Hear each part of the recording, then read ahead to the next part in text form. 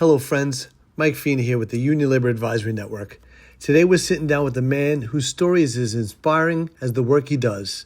Vincent Alu is the business manager of Labor's Local 66, representing the hardworking men and women building the infrastructure that keeps Long Island moving, from hospitals and schools to major public work projects. But Vincent didn't start in a boardroom.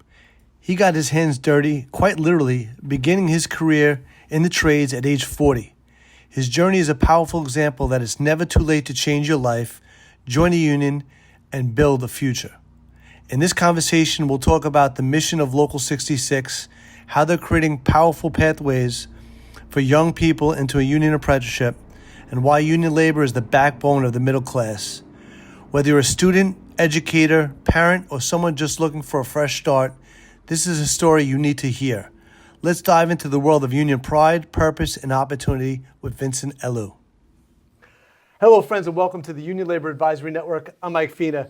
Today, I'm extremely proud to be with Vincent Alu, Business Manager, Secretary Treasurer for Labor's Local 66 for Nassau and Suffolk County here in New York, with us today to learn a little bit more about your background, history, and experience to share with the audience, and what's going on with Labor's Local 66 in Long Island. I mean, I'm proud to call you a friend in labor and know you for quite some time and see you rise to the ranks. So I'm so thankful for you to sit down and again, really share your story. Anytime, Mike. Thank you. Thank you. So then for the audience, just tell us, how did you get into labor? How did you start with the laborers and get to have a life in union labor? Yeah. So I was born and raised on Long Island. Grew up in Massapequa.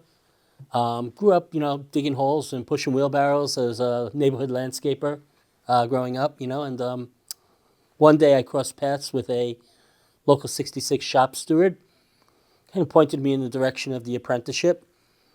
I grabbed the reins from there. I went through the testing application process, and it was about a year between the time I first called and started the process to when I got called to come in. But once I came in as an apprentice, a 40-year-old apprentice, 40-year-old level 1 apprentice, I just hit the ground running, and 16 years later, I'm now the business manager of the local. That's incredible. And again, I know your passion and support of labor and actually helping people in general.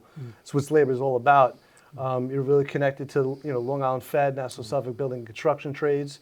Could you give us a little overview of what Labor's Local 66 does within the communities and the members that you serve? Yeah, sure, absolutely. So General Building Labor's Local 66 is a membership of approximately 600.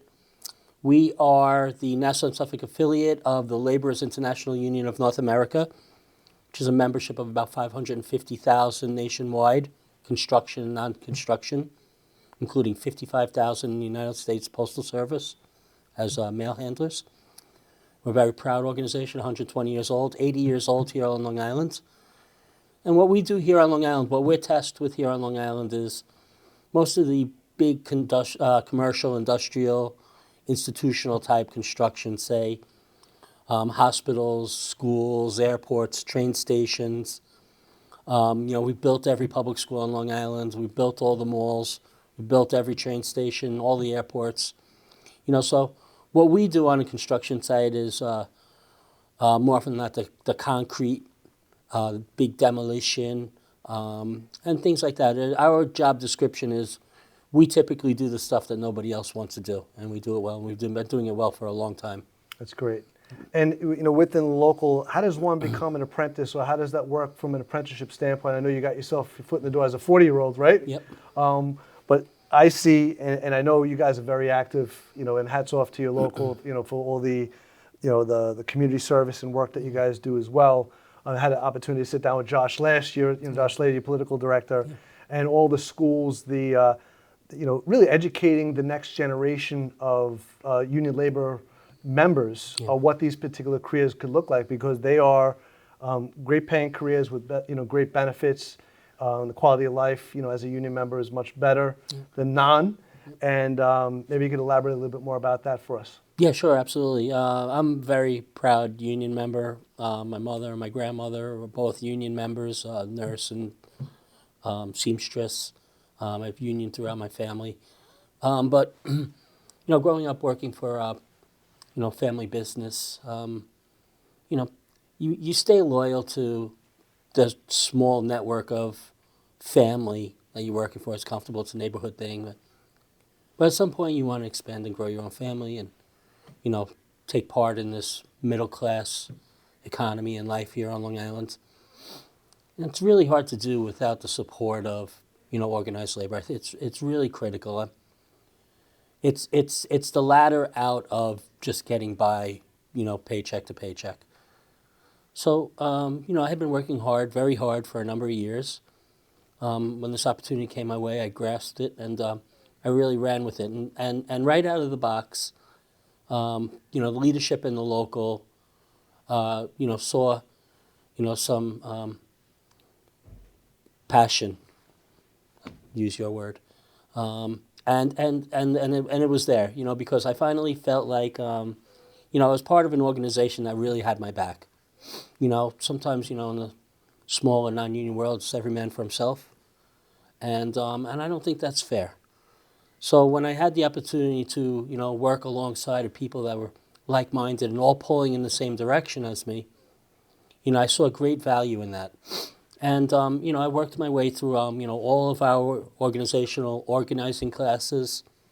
I became a certified instructor for the International, for the Laborers International. I've taken every leadership class, and, you know, these are really valuable training opportunities. And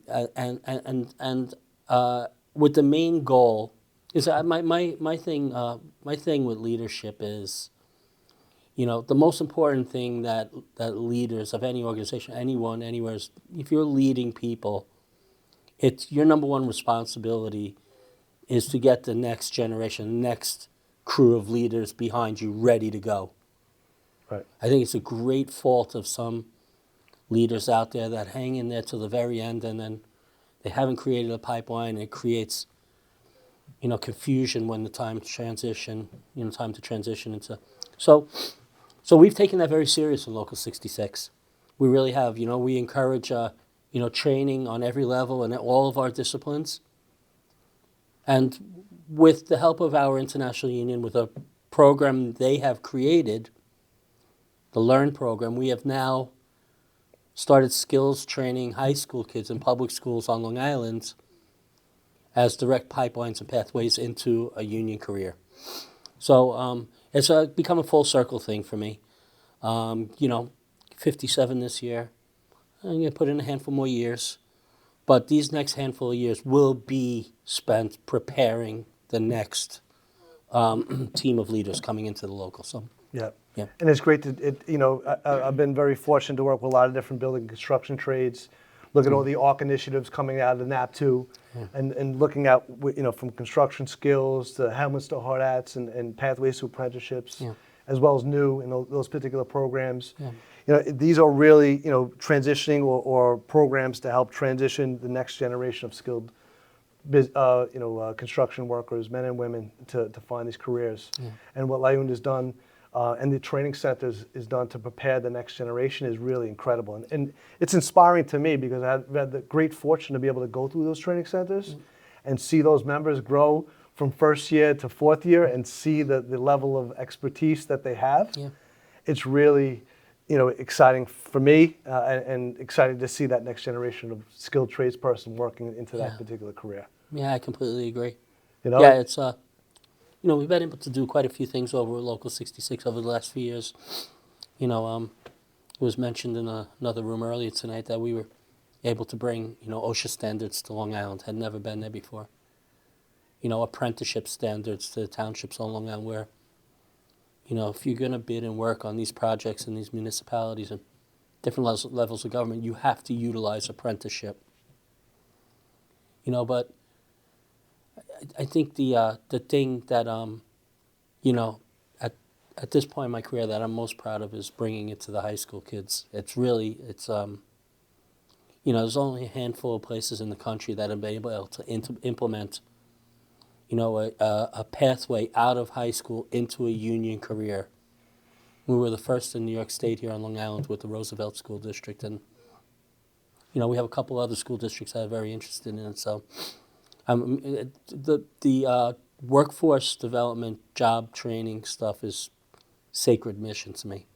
Yeah, Yeah. I agree with you, and I've been very fortunate to work with the Department of Ed as well as Department of Veteran Services, but the Department of Ed with some of the school programs within the city of New York, adult school 6 programs for the adults, and then, again, NAPTU coming in with their MC3 curriculum and putting those particular programs, training the trainers or educating the educators on what these careers could look like.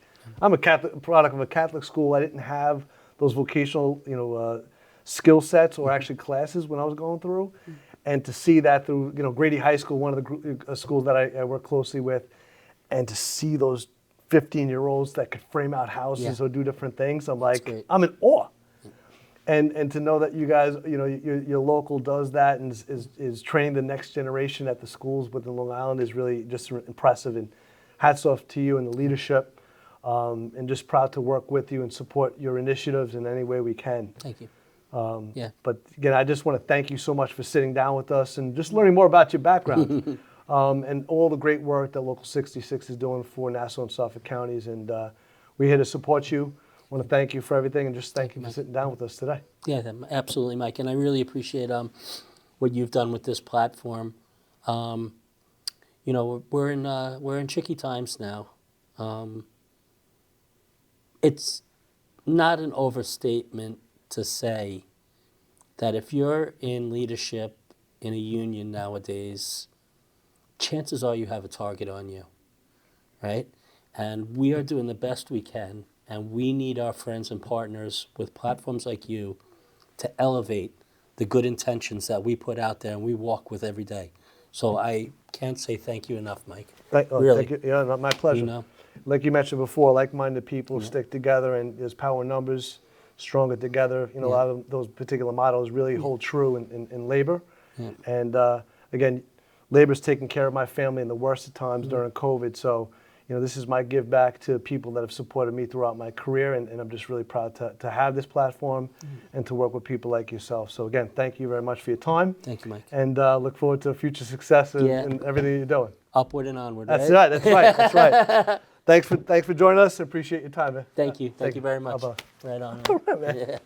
I'd like to thank all our sponsors for helping to build and promote the ULA network. It is because of you that we're able to support, educate, and promote informative content relevant to labor. Please subscribe, like, and share our channel and media. I'd like to thank you all for your support.